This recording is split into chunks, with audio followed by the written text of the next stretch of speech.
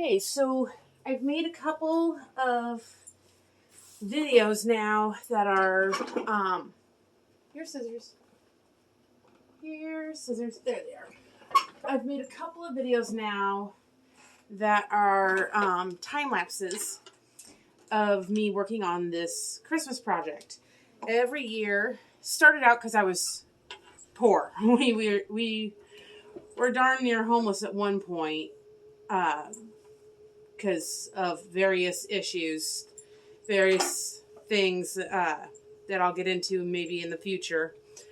But we were incredibly low on money for a lot of years and working multiple jobs, and I was doing everything I could to save every penny I could for my family. So I would nickel and dime it out. I would figure out as little money as possible to spend to make a good present, because I still wanted to thank everyone in my life for being in my life and a part of it and give them good gifts at Christmas. But how do you do that on budget? Well, you make something yourself, and if they don't appreciate the effort you put into it, they're not really a good friend. It's kind of how I had to look at things. Okay, I lost my seam ripper. It keeps running away from me. So I don't know if you can see much of this, but I've done two videos showing this year's Christmas project. And it's actually a repeat. I made this a few years ago. And granted, now we're doing well and I don't have to nickel and dime anymore, but people still seem to appreciate the care that I put into making something from scratch, just from me. Get the iron turned back on. And my husband helps me a little here and there as he can. So, okay, how am I going to show you this? I'll show you this one. So a few years ago, I made these towel rack mats.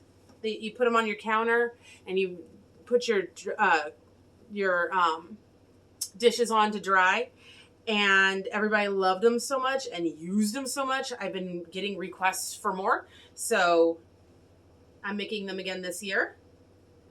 And it's the simplest thing. If you can sew it all, it is so easy. It's just time consuming. You take a towel, I find the cheapest ones I can that are absorbent. You want them to absorb water, not just reflect water. But you find nice cheap towels. I got a multi-set of different colors, and you just cut them in half. Simple as that. And then you take strips of fabric, and you can even, as you can see, take two shorter pieces and join them in the middle. And in the past, when I did it, I took fabrics that I had and I cut them myself, and I did some thicker, some thinner, and gave it a lot of variety. This time, I bought these little rounds or cakes of already cut strips to save me lots of time and effort, and I get a lot more variety in my colors this way. So I'm getting at least 2, sometimes 3 to each cake, and then sometimes I'll have to take a few from one that has extras and put it with one that has not enough. But this one's going to go with this towel. I've got 4 tops done to this stage, and then once this comes together, you put it pretty sides together, and I go all the way around. I think I'm going to use my serger. I'm not 100% sold on that yet, to sew the edges and then flip it inside out, and the section I have to leave unsewn to do the flip, I want it to have the same look as the rest, so I just fold the edges in, and I use a little bit of fabric glue, and it worked beautifully. And then just a couple of lines here and there just to tack things together real nice. But other than that, it's easy peasy, simple lemon squeezy. So let me fold this one up. The challenges. Let's see. Challenge number 1. This one I've already done. Got ready to go. my mom and dad work at the American Legion. My dad's in charge of the kitchen at the American Legion. So I've got one red, white, and blue for them, which I wish, I'm definitely going to have to cut off some towel on that one, but it'll be fine. And then I've got another red, white, and blue one that I'm probably going to donate to the American Legion for them to auction off to make some more money for people in need. Oh, you still need ironing. Okay, let's go ahead and do that step, because the rest of them are up to date. Let's get this one while I talk. Okay. So, I'm scatterbrained. I know that. I have a few learning disabilities. It makes this all even more fun, but it's worth it to me. So, here's my trick. Here's one of the things that you may, if anybody watches my other videos, they may see me doing this and be like, what's she doing? If you take your seam, like once you've sewn it and you have that sewn edge, I don't know how much you can see because this might be blocking. Oh, no, I don't want to rethread it, but I can at least do that. Okay. I can fold that down in. I just don't want to. Anyway, so I'm taking the back of a back of a scissors, a nice big long heavy one works best. And I'm just opening this up and pressing it open. I'm just kind of running it down like you would if you were trying to make a ribbon curl, except I'm not using the sharp inside of the scissor. I'm just using the back of the scissor because I don't want to cut nothing. I just want to crease it. When sewing and you're on a roll and you don't want to stop and press things, this is a good little trick. But more important, at least to me, sorry, I'm going to try to talk a little slower. I know I've got a feeling like I've got a rush because I'm so close to Christmas and I didn't get this started near as soon as I wanted to. I need to calm down. Okay, what's important to me about this is that because I've already kind of creased it open, when I go to iron it open, I'm not going to burn the tar out of myself trying to hold it with my fingertips while I'm trying to get the iron in there and the seam keeps coming up and closing on me. Is this a real problem? Yes. Have I done that before? Yes. I've burned the crap out of myself before. So anything to not do that. It's not fun. I don't recommend it. Like Jeannie says, I don't like doing it. I was being mean because there's a joiner there. So, what else can I say about this? Oh, well, I had a thought and then it ran away. It saw me coming and it ran and hid. Let's see here. I intended to be all productive. I knew last Christmas that this is what I was going to make this year. This was the plan. However, you want to hear God laugh? Just tell him what your plans are, because he'll laugh at you a lot. We've been working on the basement fix-up. I'm sure in some of my other videos you might see some of it in the background. We've been working on, we didn't know how much that would cost, so I didn't want to be buying, the things I needed for this too soon, and then, oh no, how are we going to afford groceries because I bought stuff for Christmas? Didn't want to get into that. So, it probably wouldn't have been that bad, but still, I just didn't, there was never a time when I felt like I could go, plus all the dust and the dirt and everything down here with every step so far. I didn't want all this sitting around getting disgusting while I was doing my other projects. So, another reason why I didn't get to this any sooner. Oh, my nose is running. I need.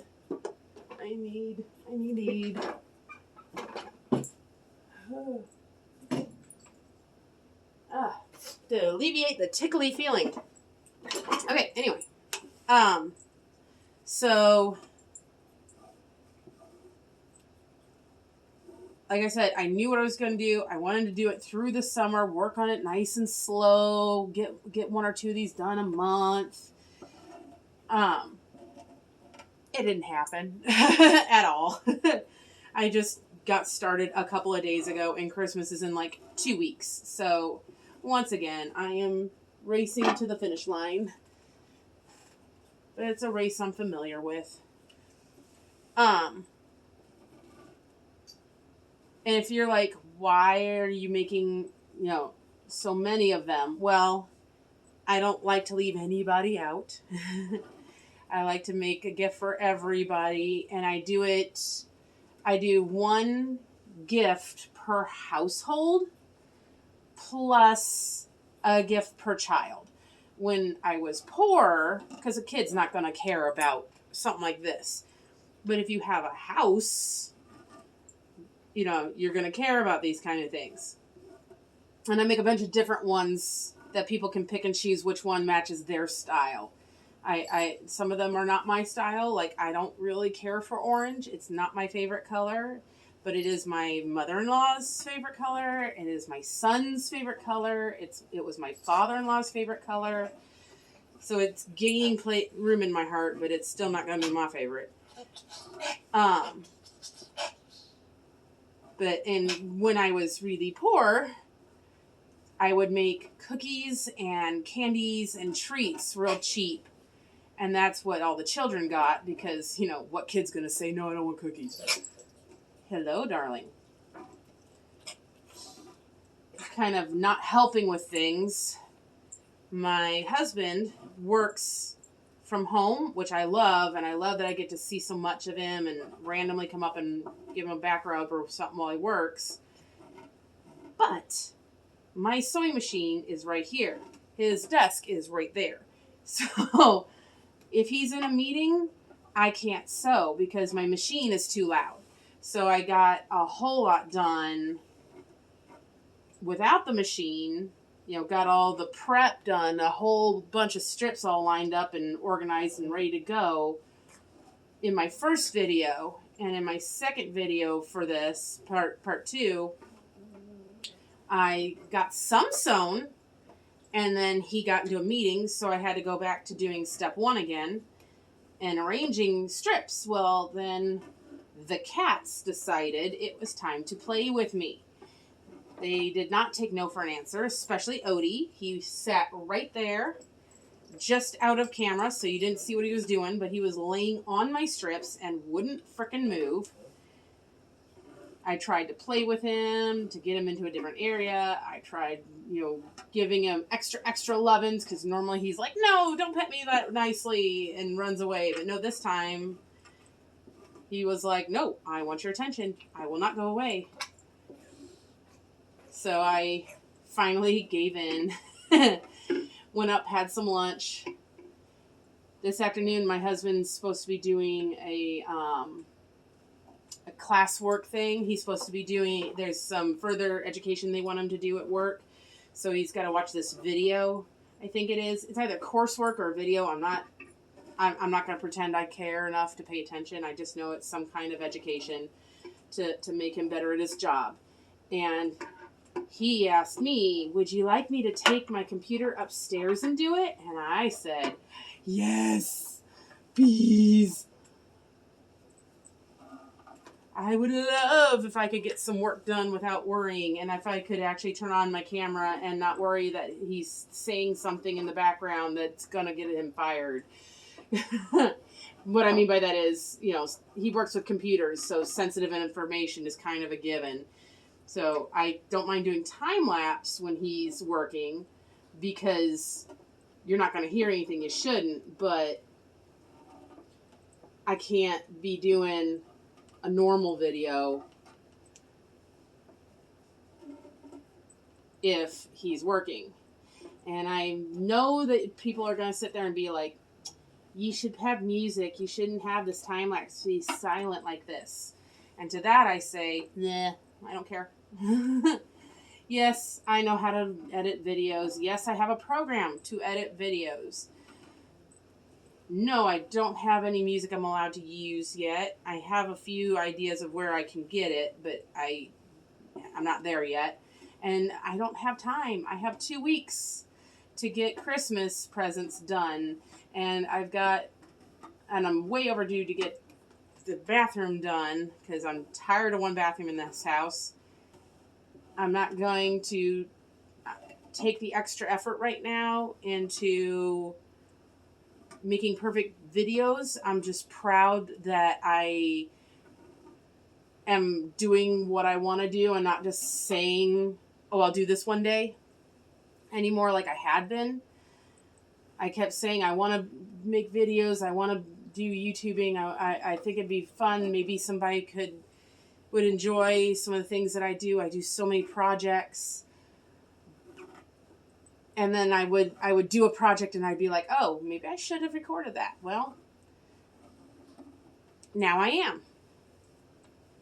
If it doesn't get watched, I don't care. It's not about that. It's about doing what I love doing and making myself happy and feeling productive. And I'm marking all those boxes right now. So, yay me!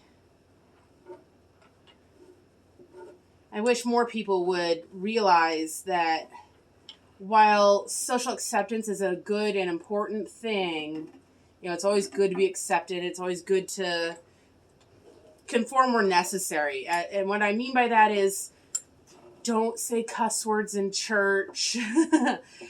Don't say inappropriate things to your teacher or to a cop. There are times when you need to conform. I'm going to iron this. You'll probably just get a nice view of my tush while I do it, but it's got to be done. But at the same time, you can only go so far for other people and to make other people happy. What's more important in life is that you're happy with the choices you made and the things you've done. As long as you're proud of yourself, you're ahead of the curve.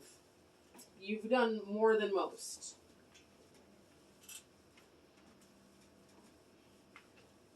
Good luck finding people who are really, truly proud, not just of some accomplishment, but of themselves as a whole. They're proud of the choices they've made. They're proud of the things that they've done. Okay, this one's being meaner than the other ones. Oh yeah, this one's being way meaner than the other ones. We're just going to have to do it the other way. I don't know why this one's being silly.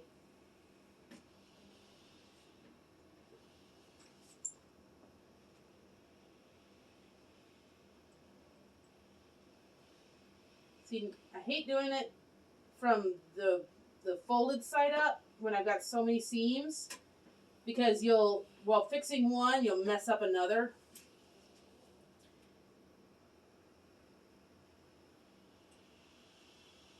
If I can get it pressed open really well with my scissors, then all I got to do is lay it face down, and I can iron them all in one hit. But this one's not being kind.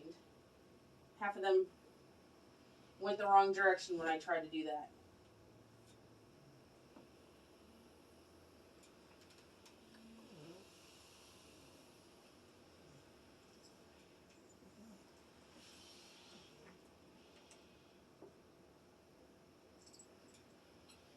Okay, got a song stuck in my head.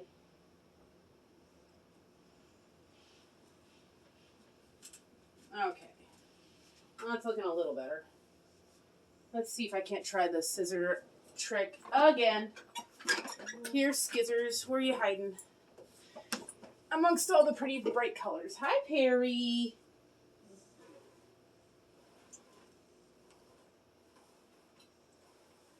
There we go. That's a little better.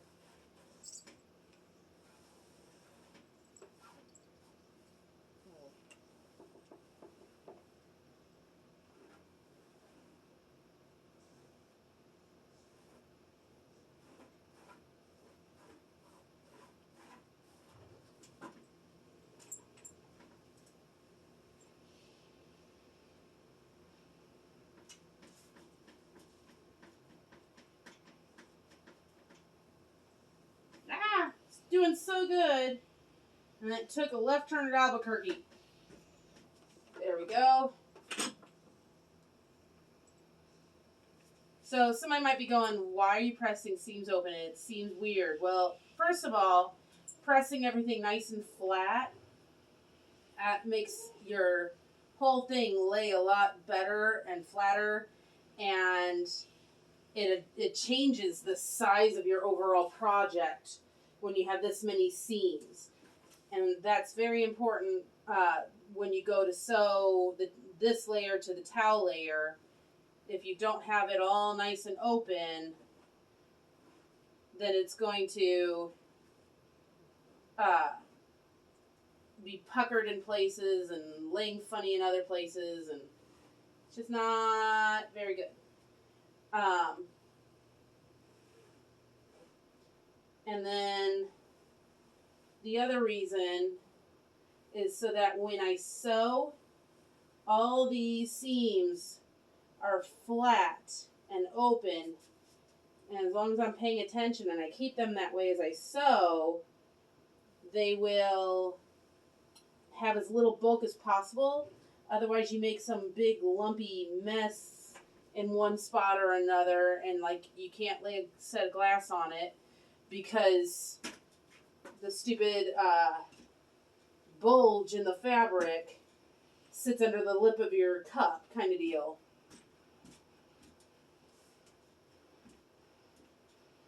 Okay, right now I'm just kind of tacking it open as nicely as I can. Then I can flip it over. I know you probably can't see any of this. Flip it over, and then I can really get any wrinkles out. I can really smooth it out. Get it super, super flat, which makes it a lot bigger. Wow, that really did increase the size. Okay. And it just looks more like one piece of fabric instead of like a bunch of strips sewn together. If that makes sense. See how much prettier that is. And then I have these that I just sewed that I'm going to just give. I press them open and I kind of stack the strips where the seams were not all on top of each other, so I could iron all of them in one hit. All right, so step number 1. Take this pretty thing and put it there in a minute when I can get to it. Yep, that sounds like a plan. Put this pretty thing back there to be dealt with later. Okay, these strips are ready to be organized. Let me lay this one out again. So this, I figured it out to the best of my ability, and it's 14 strips per, there he is, 14 strips per thing,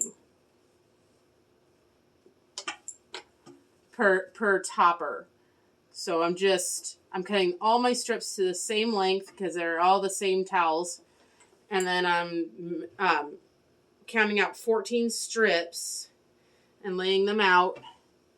And then once I'm happy with the layout and the look, then I'm doing, and I'm overlapping a little bit because, to save room, 14 strips doesn't fit otherwise on this table topper, but also because once you do your sewing allowances, you sew a little off each end. This is about what you get. So it gives me a better idea of how the overall project is going to look when I do that.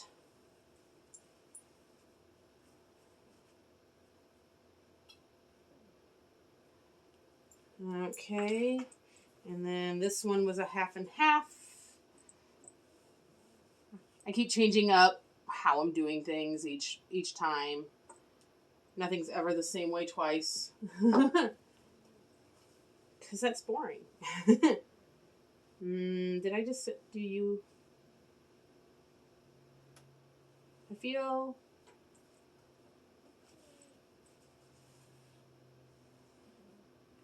like I boo-booed.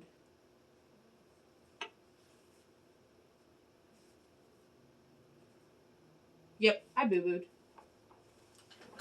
I boo-booed. Ah! You were supposed to be sewn to you. Right? Or no? Yes. I wanted this one to go here between these two, and I want it to be those two as a joining. And I didn't do that. So, I took two of him by accident.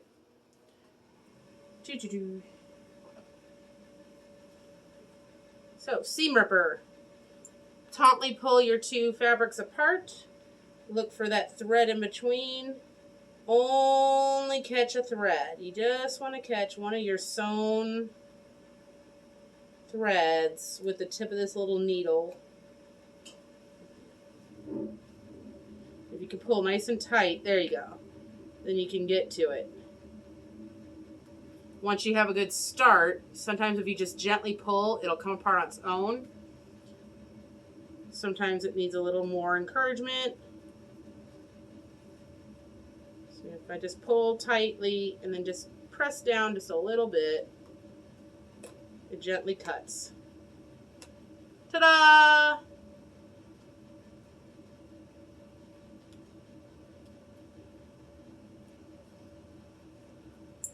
Make sure you take all those little bits and threads out. People forget to do that, and then later on they're like, ew. Okay. Let's try this again. So, this one and this one are the two I want to join. Wait. Which side? Okay, that's the prettier side. And I kind of like that side better.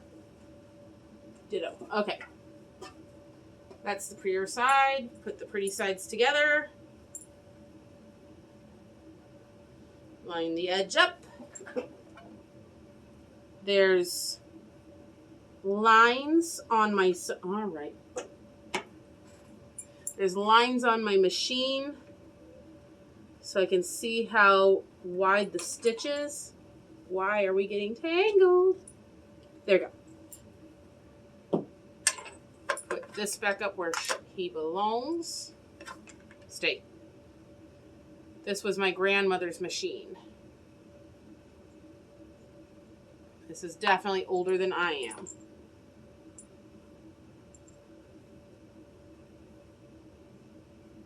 Okay.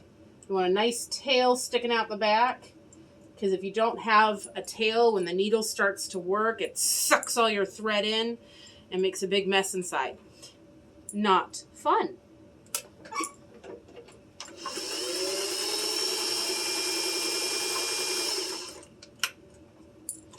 You might have seen me doing like a chain of these. It's so much easier than to make it like a production line where you do the same thing over and over again and then you move on to the next step. So that's what I usually do. But sometimes you don't have much choice because you're doing things out of sequence because you screwed something up like me. No, I wouldn't do such a thing. No, I don't mess up ever. I'm perfect.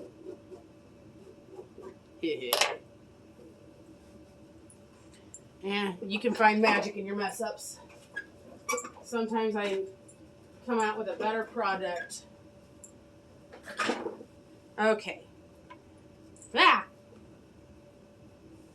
So, do I want... Yeah, I want that one to go here. See, and this is why I do things, lay things out, really look at them, check them out before I sew them together. Make sure I like my finished product. This one I'm kind of going for like a gradient thing. Okay, I'm not ready for you or you yet. For you I am. You go here.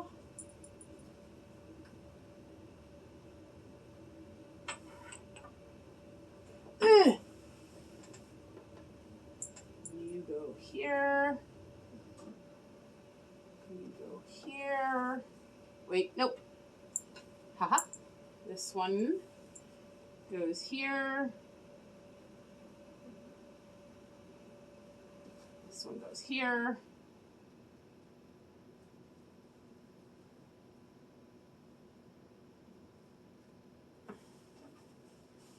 Then this one. And then this one.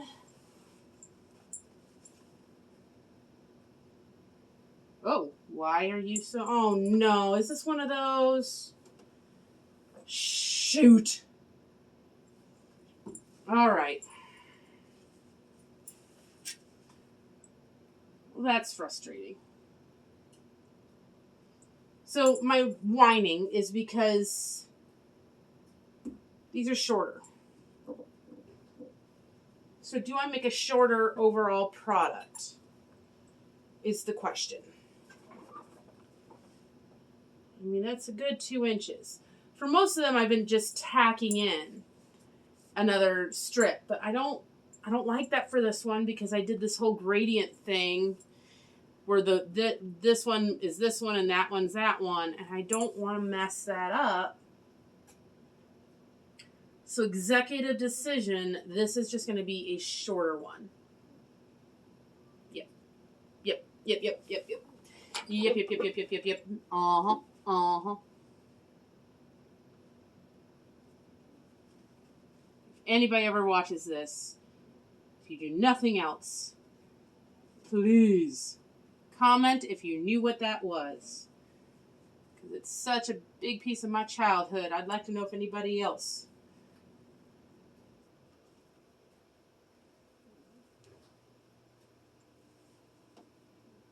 Got excited hearing that. They were my favorites. Well, some of my favorites.